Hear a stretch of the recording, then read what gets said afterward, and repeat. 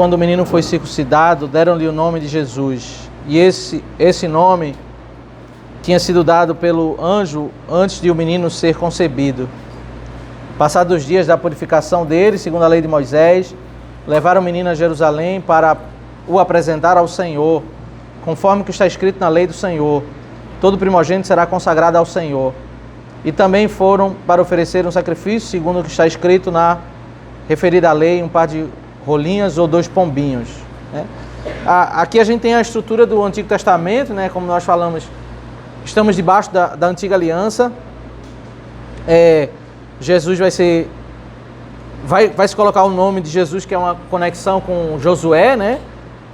Conforme o anjo disse, a história dele, ela é semelhante à história de Josué, porque ele assim como Josué foi um instrumento da libertação, ele é o instrumento da libertação, e ele vai ser circuncidado, vai oferecer, conforme a lei de Moisés, o sacrifício, dentre daqueles 3 sacrifícios, os pais dele vão oferecer para a pessoa mais pobre, que é o segundo padrão de Levítico, e ele vai fazer. Os batistas, eles dizem o seguinte, que quando nasce a criança, eles apresentam a criança no templo, e quando adulto, eles são batizados. E eles usam exatamente essas ideias aqui, porque a criança era circuncidada, era apresentada no templo, e Jesus, quando adulto, ele vai ser batizado, né? Então eles seguem essa lógica para tentar argumentar em favor disso. Como o Novo Testamento vai dizer que não precisa mais de circuncisão, então eles agora fazem a apresentação e fazem o batismo. A problemática disso é não entender, né, que nós estamos na transição das alianças. Né? Nós estamos no regime da Antiga Aliança, e se alguém realmente, como eles às vezes argumentam, né, nós temos que imitar o que Cristo fez. Cristo, ele foi batizado quando adulto. Se você for literal, pegar esse período aqui da transição da aliança para ser literal, você vai ter que fazer as 2 coisas. Na realidade, fazer as 3 coisas. Você vai ter que circuncidar seu filho, apresentar ele no templo e depois se batizar quando for adulto. Então, para ser literal, tem que seguir por esse caminho. Mas o que nós temos é que nós estamos na transição das alianças. O Novo Testamento vai dizer que a circuncisão é o batismo de Cristo. Né? Então, a circuncisão é substituída pelo batismo. Cristo, ele vai, nesse período da transição, ele vai ter os 2 elementos. Então, nos 2 elementos, ele vai ter a circuncisão e ele vai ser batizado. Assim como ele vai ter a Páscoa e a Santa Ceia. Né? Você não vai hoje, porque Cristo fez, matou o animal, pegou o sangue e colocou na porta, e depois ele sentou e fez a Santa Ceia, você hoje não vai repetir os dois atos, porque você sabe que o segundo substitui o primeiro. Aquilo ali foi extraordinariamente, nesse período da transição das alianças, ocorreram os 2 simultaneamente. Morte do Cordeiro e Santa Ceia, circuncisão e batismo. Então, agora que passa a transição das alianças, você tem apenas o segundo, apenas o batismo, apenas a Santa Ceia. Né? Então, a forma de nós enxergarmos a Escritura é que é diferente daqueles que não são reformados, no sentido de que nós olhamos para a Escritura entendendo que tudo aquilo que é estabelecido no Novo Testamento não é propriamente novo no sentido de ser criado do nada. Tudo que vem do Novo Testamento, ele tem relação com as raízes do Antigo Testamento. Né? Nós não temos uma nova igreja, um novo modelo de culto. Nós não temos um novo modelo da ceia. A ceia tem raízes na festa da Páscoa. Né? A circuncisão, o batismo tem raízes da circuncisão. Né? Até a própria expressão usada por Paulo em Romanos 6 para falar sobre o que é que acontece no batismo. Né? O que é que Paulo fala em Romanos 6? O que é que acontece no batismo? Existe uma lavagem. E o que é que fica para trás? Quem lembra? O velho homem. Né? O velho homem fica para trás. É jogado fora.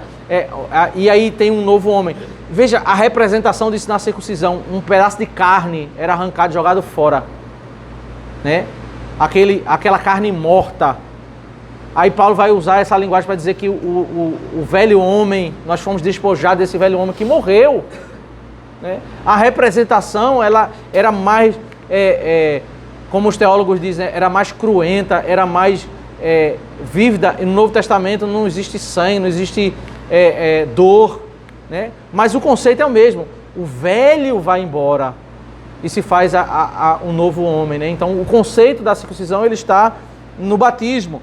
E aqui nós temos a estrutura da antiga aliança. Aí agora um homem é o crente do Antigo Testamento, Simeão, verso 25. Ele é um homem... Veja a descrição do crente. Sim, pode perguntar. Nesse tema aí ainda que o senhor estava falando a respeito dessa transição de aliança, a gente tem, por exemplo, elementos de culto, como, por exemplo, uma distinção. O senhor deu o exemplo dos batistas. Existem muitas igrejas batistas que entendem que eu não preciso ter um culto de manhã e à noite. Eu posso ter apenas um culto à noite. Isso. Como que a gente poderia argumentar com eles a respeito de elementos de culto? Entendeu? Termos cultos, ou então em relação ao dízimo, coisas dessa forma, assim, dessa transição da antiga aliança para a nova aliança. Isso é um grande desafio da nossa geração, né? Isso, assim, ao longo da história, a igreja sempre discutiu sobre isso, né? O que é propriamente a transição, o que é que cai, o que é que fica, né? Numa mentalidade não reformada, eles já assumem um pressuposto assim, não tem nada a ver, é Novo Testamento, então não tem nada a ver com o Antigo Testamento. Então, eles já começam numa transição muito forte e é equivocada, porque a Escritura, tudo que a Escritura faz, tem base no Antigo Testamento. Então, a primeira pergunta sobre culto é o seguinte: por que no Antigo Testamento o povo se reunia de manhã e de noite, né? Em Números 28 e 29 vai tratar sobre isso e vai dizer que tinha que ser de manhã e de noite, né? Ao início do dia, ao final do dia, né? Ao final da tardezinha eles tinham aquele culto, né? Para do início ao fim eu estou enchendo o meu coração e alimentando. E aí o texto, tanto Números 28 e 29 como Salmo 92, que é um salmo bem explícito sobre isso, né? Que fala sobre o início do dia, o final do dia, eu vou cultuar a Deus. Essa é a exigência de Deus, porque o padrão é o padrão da criação, né? Aí, assim, dentro da lógica das pessoas que tentam argumentar contra isso, é difícil você argumentar, porque nós também defendemos que alguns mandamentos do Antigo Testamento, eles caíram, como os sacrifícios. Mas, você veja, qual é o mandamento que fala sobre culto no dia do Senhor? Ele está nos 10 mandamentos. Você vai pegar listas de Êxodo e Levítico que tem listas sobre sacrifícios, leis cerimoniais. Essas listas estão lá. Mas você tem uma lista de 10 mandamentos que fala sobre várias obrigações que ninguém contesta que não devem ser observadas hoje. Você vai pegar qualquer que seja da denominação, ele considera que os mandamentos de não matarás, não adulterarás, não furtarás, eles são válidos hoje, porque são mandamentos morais, são mandamentos que não são representativos, não falam sobre sacrifício. E o mandamento que diz respeito ao dia do Senhor, ele é o quarto mandamento dessa lista de 10. Fica difícil eu dizer o seguinte: o primeiro, o segundo e o terceiro, o quinto, o sexto, o sétimo, o oitavo, o nono e o décimo, eles valem para hoje, mas o quarto não. O quarto era uma coisa do Antigo Testamento. Fica ilógico isso, porque o mandamento, ele está numa lista que fala sobre mandamentos que são obrigações da vida, morais, né? Diferente, você vai pegar um capítulo que vai falar sobre você não pode comer carne de porco, você não pode comer carne com sangue, você não pode comer camarão, são mandamentos cerimoniais dentro de uma lista de mandamentos cerimoniais, né? A mulher, quando ela está menstruada, ela vai ter que fazer 60 dias, ela vai ser considerada impura, ela vai ter que fazer um sacrifício. O homem, depois que ele tem filho, tem um ritual que ele tem que fazer. está dentro de uma lista de mandamentos cerimoniais. Esses mandamentos eles caíram. Mas o dia do Senhor, que fala sobre esse culto de manhã e de noite, ele está na lista do mandamento moral. Como é que você vai agora desassociar isso? Né? Então, me parece ilógico, né? Me parece ilógico você seguir por um caminho. Mas é aquela coisa, quando você parte do pressuposto da cisão, e aí, muitas vezes, as pessoas elas já começam a nem querer investigar a questão, elas já passam o seguinte: o Antigo Testamento é uma coisa, o Novo Testamento é outra, não tem nenhuma relação. Aí você já começa com um problema, né? Isso se aplica para dízimo, isso se aplica para culto, isso se aplica para tudo. Quando você parte dessa cisão, né, e é o argumento que muitas pessoas usam nos dias de hoje, aí você, assim, o céu é o limite, você vai criar, você vai ser lei. Quando a Bíblia não é a lei para nós, nós somos a lei, nós fazemos as regras, né? Nós fazemos temos os nossos pressupostos, temos nossas orientações e nós nos tornamos lei. Nós vamos ser igual a Saul, né? Em outros termos, nós vamos ser igual a Saul, porque é quando eu não quero que a voz de Deus seja aquele balizador para a minha vida, eu vou criar minhas próprias regras, né? Então, é isso que acontece. Eu preciso entender, e aí Jesus ele diz algo muito grave sobre isso em Mateus 5, dizendo o seguinte: não penseis que vim revogar a lei aos profetas. Eu não vim revogar a lei aos profetas. E aí mais adiante ele diz assim, dentro daquele bloco, Mateus 5, versos 17 a 20. Aquele, pois, que ensinar que eu vim revogar a lei, esse será considerado o mínimo no reino dos céus. Né? O que é que ele está dizendo com isso? Ele está dizendo que a pessoa vai perder salvação?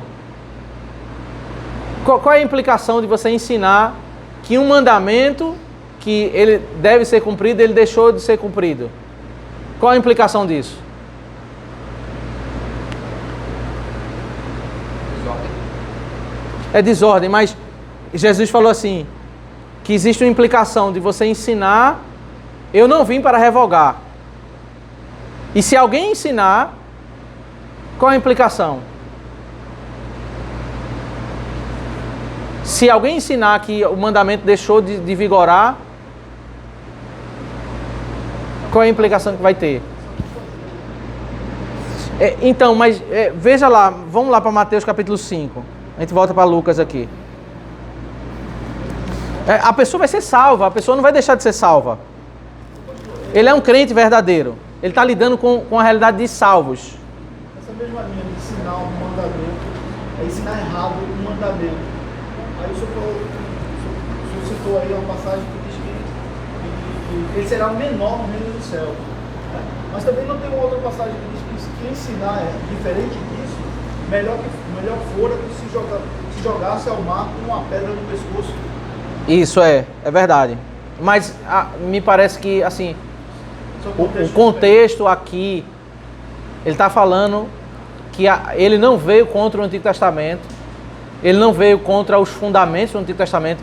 O que o Messias vem não é para fazer uma nova religião distinta do Antigo Testamento. Tudo que nós vivemos como igreja tem conexões com o Antigo Testamento.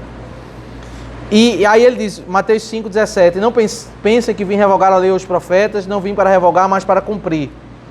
É verdade que no cumprimento algumas coisas vão deixar de vigorar porque elas foram criadas para serem temporárias. O sacrifício de animais, ele foi criado para ser temporário. A proibição de não poder comer carne de porco, ela foi criada para ser temporária, para ilustrar um conceito. Eu só posso desfrutar de tudo que existe na terra depois que vem o Messias. Aí eu vivo nessa plenitude do tempo. Não é porque a carne de porco ou de camarão era pior do que a carne de boi, mas era para ilustrar um conceito. Então o mandamento ele foi criado para ser temporário. Veio o cumprimento, então o que é temporário cai, mas a essência da lei permanece. Aí ele diz assim, porque em verdade lhes digo que nem o céu, até que o céu e a terra passem, nem um i ou um tio jamais passará da lei, até que tudo se cumpra. Aquele, pois, que desrespeitar um destes mandamentos, ainda que dos menores, e ensinar os outros a fazer o mesmo, será considerado mínimo do reino dos céus. Aquele, porém, que os observar e ensinar, esse será considerado grande no reino dos céus. Porque eu afirmo que se a justiça de vocês não excederem muito a dos escribas e fariseus, jamais entrarão no reino dos céus. Né? Há um conceito soteriológico no verso 20 que fala sobre salvação, porque a justiça de Cristo é acima dos fariseus, eles não são um padrão.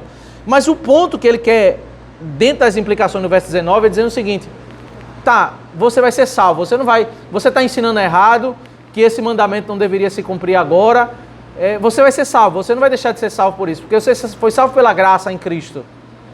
Mas você vai, assim como as boas obras, elas vão ser derramadas sobre nós, aquilo que Calvino chamava de recompensa graciosa, que é o galardão.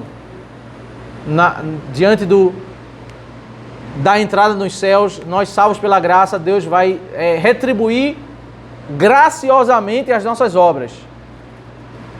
Esse é o conceito do galardão, que Paulo vai ensinar em 1 Coríntios capítulo 3. Tudo aquilo que nós fizermos e aquilo que nós falarmos vai ter uma recompensa positiva graciosamente no céu. Não é porque nós merecemos, mas há uma relação entre aquilo que nós fazemos e a ação de Deus. E há também uma consequência de que nós, quando ignoramos mandamentos,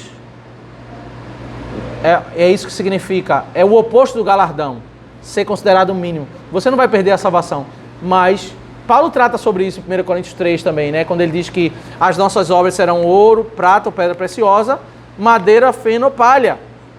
Então você é crente, você começa a ensinar que não precisa cultuar a Deus manhã e de noite, você começa a ensinar que não precisa continuar com esse mandamento, você vai dar conta disso a Deus no céu.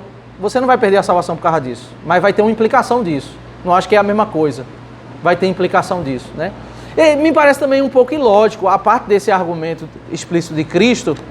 Veja, Jesus, ele nos salvou para nós adorarmos a Ele mais.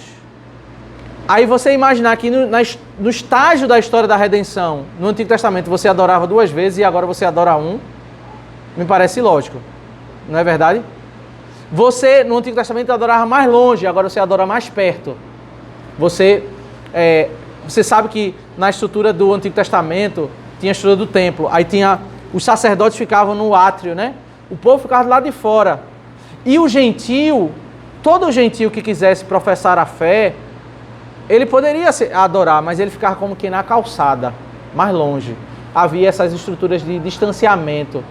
E aí na nova aliança, quando diz assim que todos nós entramos no Santo dos Santos, os crentes agora se reúnem num lugar só, não tem mais separação, né, de distanciamento. Então, na história da redenção, Cristo vem para nos levar mais para perto, para nós adorarmos mais. Aí diz que lá no estágio posterior, que é quando nós chegarmos na glória, nós vamos adorar todos os dias. Então, você não sai da adoração para menos adoração. A redenção, ela não faz isso. Ela faz para mais. Né? Você vai para mais. Na glória, você não vai adorar agora uma vez por mês. Você vai adorar todos os dias. Então, é ilógico você pensar que no Antigo Testamento eu adorava de manhã e de noite.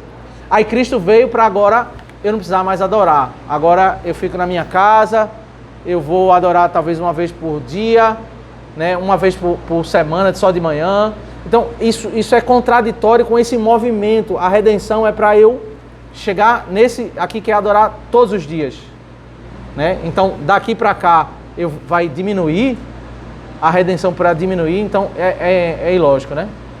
Eu ia falar justamente isso, porque as denominações que não observam, por exemplo, o dia do Senhor, aí pode ser que elas não adorem de manhã e à tarde, e à noite, mas eles vão dizer, mas isso não nos faz adorar menos, porque nós temos o culto da família na terça, temos o culto da doutrina na quinta e por aí vai. E por aí vai. Um remendo a inobservância de algum mandamento. E aí vem outro conceito, né? Essa questão assim, o Antigo Testamento ele tem um conceito de que existem momentos mais descontraídos, momentos mais festivos do povo de Deus, mas existe no dia do Senhor o culto solene.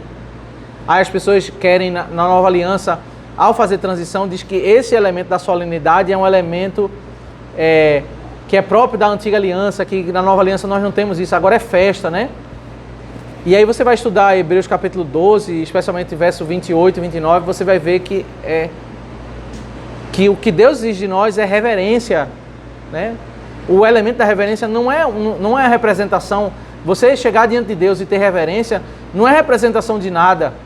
É, de fato, como nós devemos nos portar diante de Deus no dia do Senhor, nesse momento mais solene, né? Então, eu diria que essa discussão sobre Antiga e Nova Aliança, a igreja discutiu sempre, né? E a solução não é você pegar e fazer a cisão e dizer assim, ó, o que passou ficou para trás, a gente não... A essência da igreja reformada é exatamente isso. Nós temos raízes no Antigo Testamento, né? E o Novo Testamento, ele não visa... algumas pessoas usam até essa metodologia, né? Não está escrito no Novo Testamento, por isso eu não sigo.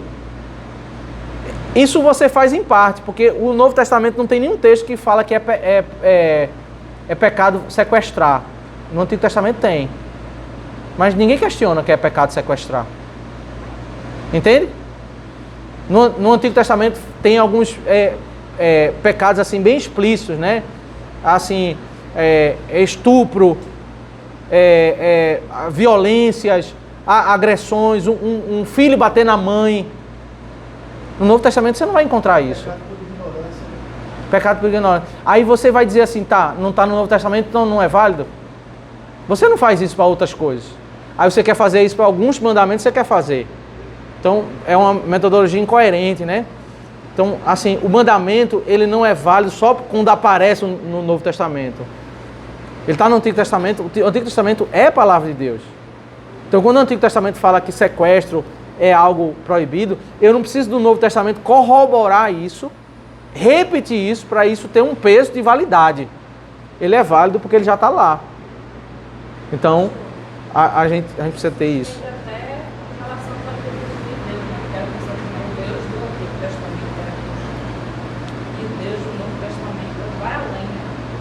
Aí fala o Deus da ira e o Deus da graça, né?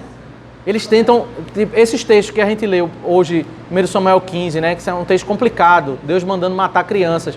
Aí as pessoas se escondem nessa fuga, que é uma falsa fuga.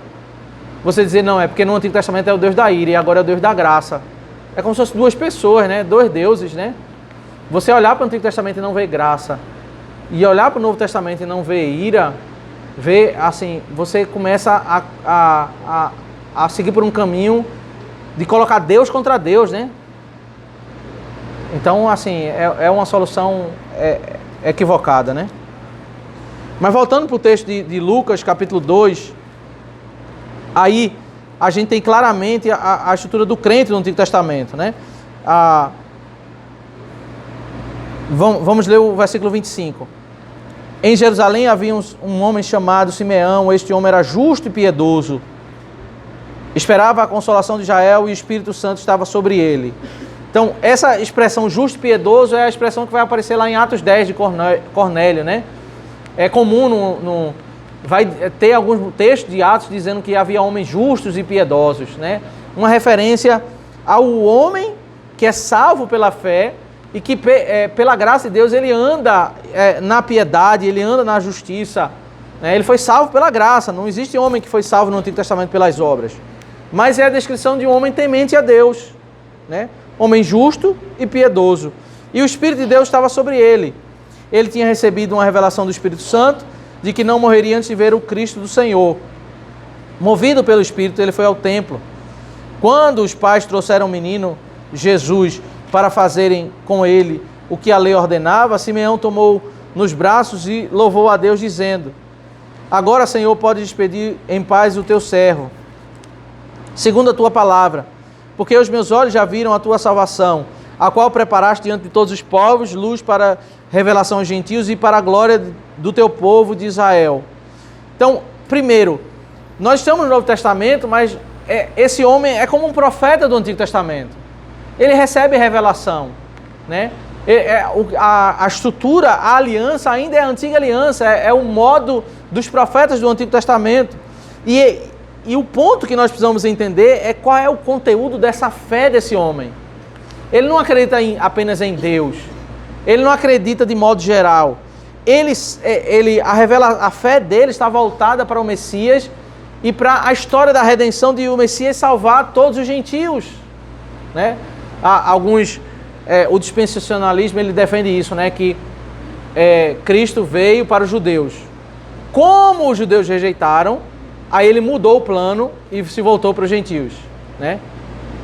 Não entendeu que o propósito de Deus salvar os gentios sempre foi aquilo que Deus falou para Abraão, era que ele seria luz para todos os povos, as nações seriam salvas pelo Senhor. E aí esse homem, antes de os judeus mesmo rejeitarem Cristo, quando criança, ele diz, está se cumprindo o propósito de Deus, que é Deus salvar todos os povos, né? Então, ele olha, e a sua fé olhava para o Messias, olhava para esse propósito, aquilo que está narrado no livro de Atos.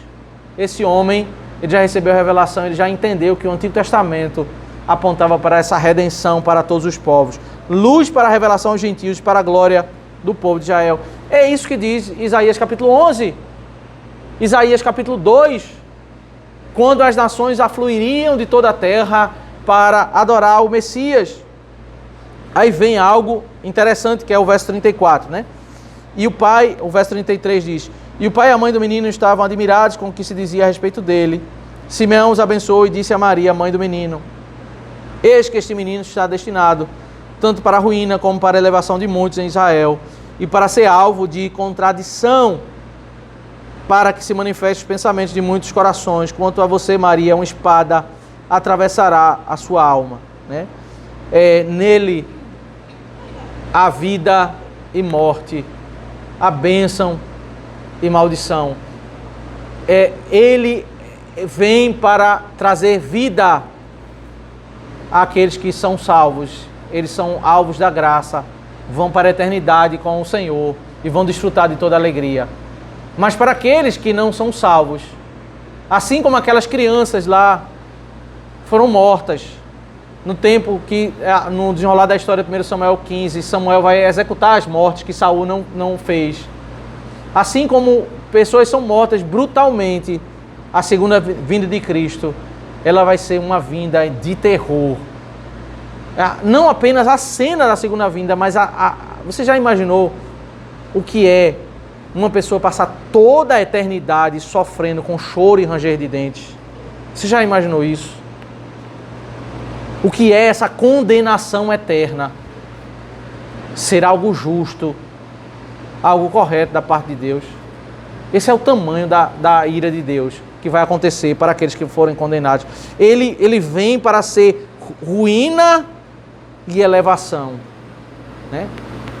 Pastor, dentro desse contexto soteriológico e trazendo Samuel 15, né? Foi algo do sermão. Os queneus estavam dentro da nação dos amalequitas, aí eles foram manifestados misericórdia. E parece com o contexto do Novo Testamento, quando Jesus fala que aquele que recebe o profeta, na qualidade de profeta, dá um copo d'água, receberá o galardão do profeta. Então, o fato dos queneus serem preservados mostra apenas misericórdia, ou o contexto é maior, o contexto soteriológico também? Porque é difícil dissociar. Não sei, representa, assim, o fato é que nem sempre aqueles que tratam bem a igreja significa que eles são salvos, né? Mas eles são abençoados nesse sentido. Não dá pra gente dizer que esse relato específico, todos aqueles ali foram salvos. Mas existe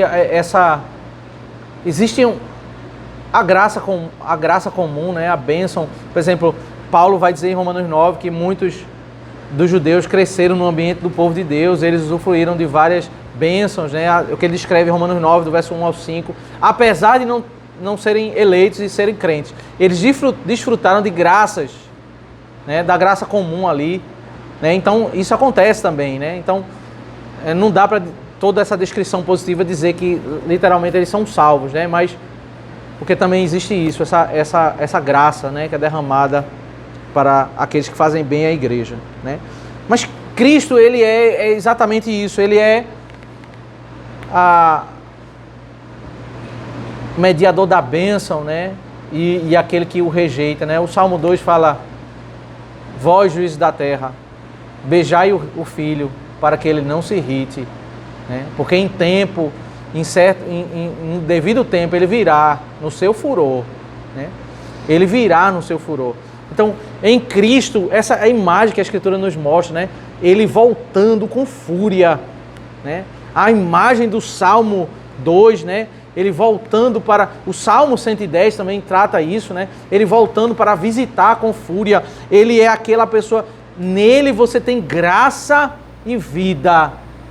Mas se você é contra ele, você tem a fúria. Nem a morte você vai conseguir encontrar. Você... Aí descreve o livro do Apocalipse, né? A cena das pessoas lutando contra Cristo e depois um mundo de corpos e os abutres sendo convocados pelo próprio Cristo para comer as carnes daquele grupo de pessoas que se levantaram contra Cristo, que foram as pessoas que perseguiam a igreja de Deus. Veja que imagem terrível, né? Corpos, um mar de corpos no chão e o próprio Cristo chamando os abutres para comer essas carnes, né? É a cena da visitação da ira de Deus. Nele você pode encontrar vida. Se você é contra ele, você só tem problema, você só tem morte, né? Ele, de fato, esse menino será destinado para a ruína como para a elevação de muitos em Israel e para ser alvo de contradição, né? Aí ele vai falar em Mateus capítulo 10, né? Haverá conflito agora entre pais e filhos, entre irmãos e irmãos, marido e esposa, por causa de Cristo, né? Porque quando ele chegou, alguns judeus professaram a fé e o pai dizia, se você professar a fé, você vai ser posto para fora de casa.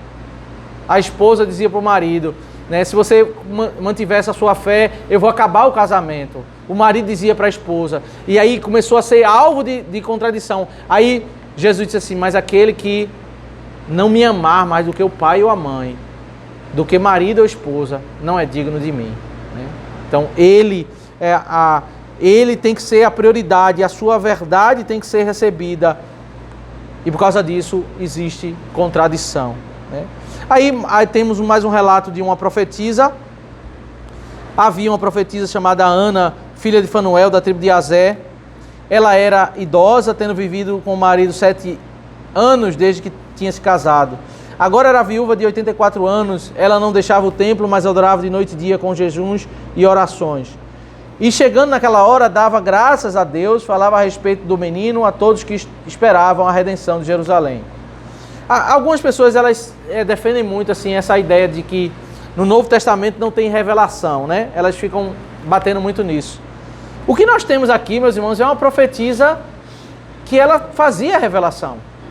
Você não imagina essa mulher, ela nesse contexto aqui, ela pregando no culto no domingo.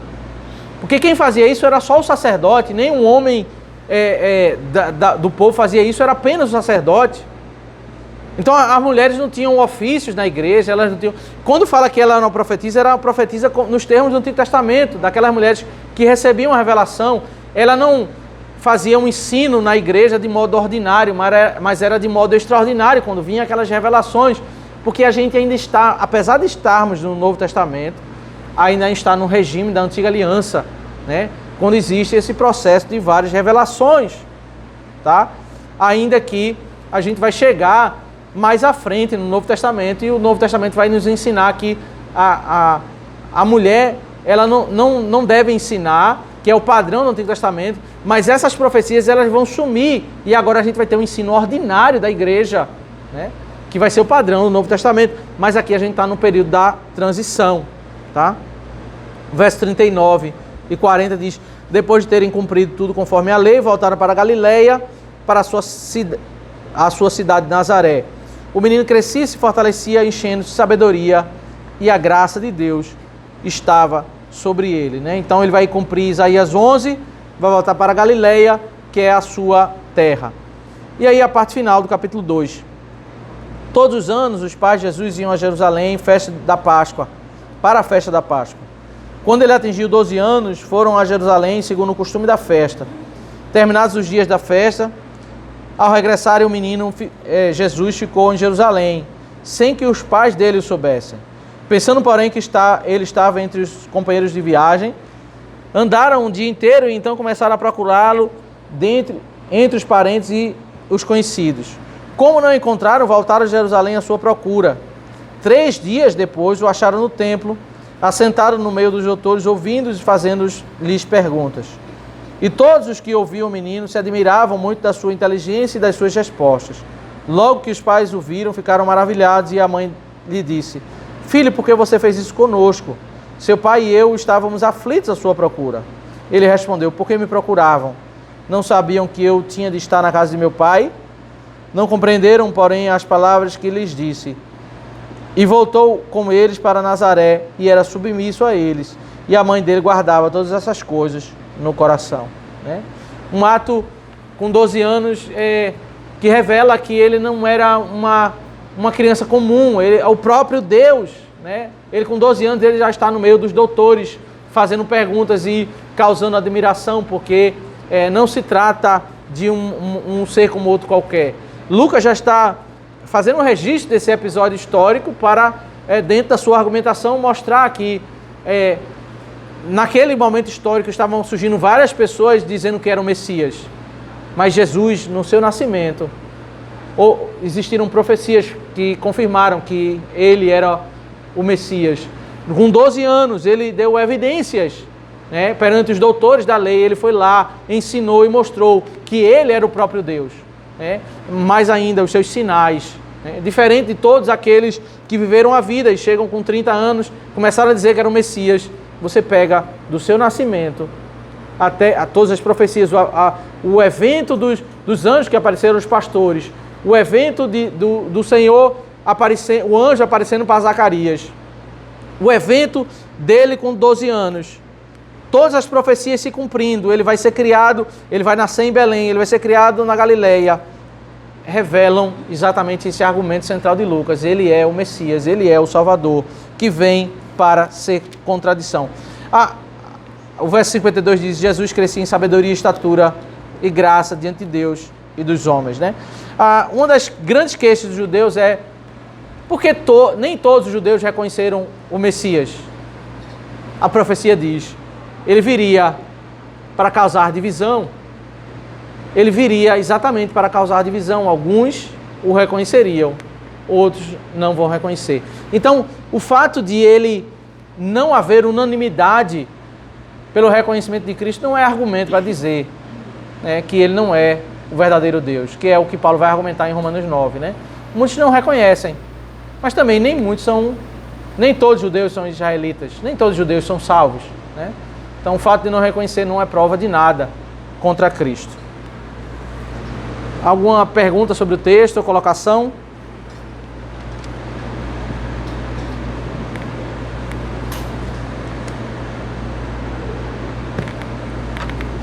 Amém. Então vamos orar. Vamos orar ao Senhor. Quero lembrar os irmãos que o reverendo Eduardo vai lembrar hoje à noite, mas amanhã nós temos a reunião dos homens, lá na casa do nosso irmão Marcos Neri, às 8 horas. O pastor Paulo Brasil vai estar trazendo a palavra para nós, tá bom? Vamos orar. Obrigado, Senhor, pela Tua palavra, pela Tua bênção sobre nossas vidas, que hoje nós temos o Teu santo dia, ó Deus, quando nós podemos nos deleitar na Tua presença, ler a Tua palavra, trazer, ó Deus, ensinamento aos nossos corações e sermos enriquecidos, ó Deus, na Tua verdade. Isso nós Te oramos e nós Te agradecemos por isso, Senhor. Pedimos que o Senhor nos dê uma tarde abençoada na Tua presença e possamos, ó Deus, Te adorar mais à noite, para a Tua própria glória. Isso nós Te oramos, em nome de Cristo. Amém. Deus abençoe, meu irmão.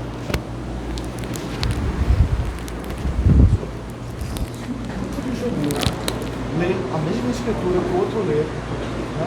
Então claramente o Espírito Santo se iluminou um e a outro não. Mateus 13 vai dizer que o Senhor conta parábolas para esconder essas pérolas do Evangelho, né? Mas como uma outra parábola que o Senhor conta isso lá na original, mas aí a Paulo diz assim: e eles entenderam, os fariseus, e eles entenderam que Jesus se referia a eles. A limitação do Espírito Santo não vai salvação, mas a gente pode dizer que o Espírito Santo deu a entender a eles que trouxe também a informação, ou seja, Então, o entender eles compreenderam que Jesus estava dizendo que eles eram os pervertidos e isso causava ódio. Então, assim, toda a parábola não é que eles não tinham compreensão de nenhuma informação, eles tinham compreensão. Eles não tinham. O que ele fala sobre Mateus 13 é que eles não tinham compreensão da verdade. Então, assim, Jesus eu acho que ele está escrito errado, mas eu entendi que no ensino dele ele está me acusando. Aí o resultado disso é eu ter ódio. Eu tive a compreensão, mas eu não tive a revelação da verdade.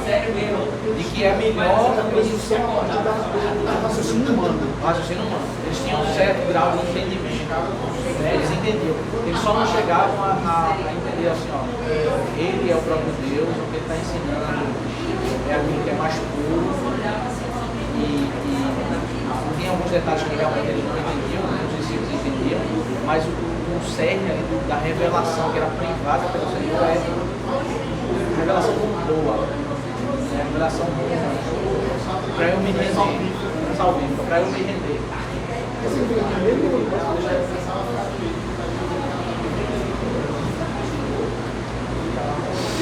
Quanto a essa questão do. Eu não sei que seja um contexto diferente, mas essa questão do ensino é o melhor do reino dos céus. Então, vai entender essa questão.